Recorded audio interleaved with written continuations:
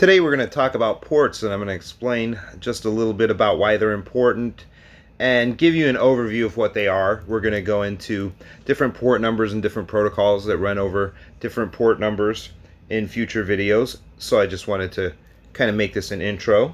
So every device on a TCP IP network needs a unique IP address. Now we're talking about ports. Why are we talking about IP addresses? IP addresses are important when we're talking about ports. We all need a unique IP address that identifies that device, so if another computer is trying to send you information, they know the IP address to send that information to.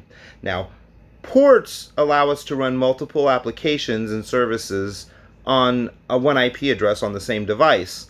So if a computer is sending you information to your IP address, they can send it on a different port, and you can have multiple connections that way. So you can run multiple applications. You need one IP address, but there are many ports. So IP addresses identify devices, and ports identify services and applications. So you can run many different services on many different ports on your computer at the same time. And this is how communication's made using only one IP address, but you have all these different ports you can use. So port numbers are 16 bits. A port number can be between 0 and 65,535.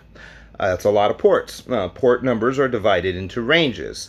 Now, before we go into the port number ranges, we want to understand that devices communicate using TCP and UDP. So TCP is a transmission control protocol, and UDP is a user datagram protocol. They're both communication protocols, but they're different.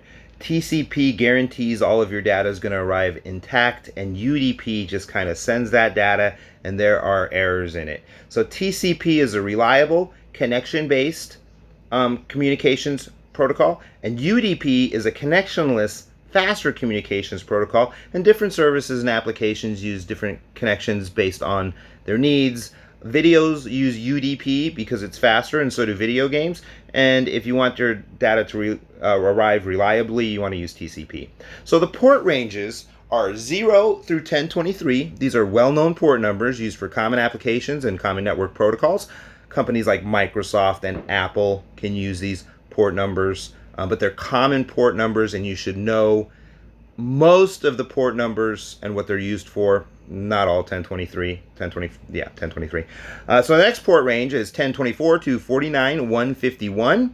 These are registered ports. They can be registered by software companies for specific software. So if you develop a software and you run it on this one port here, you can go ahead and register that port for your software. Now, port range 49152 to 65536 are dynamic or private ports, and they can be used by anyone or any application. They are not registered to any services or applications. So that's a little bit about ports and what they're used for and how they work.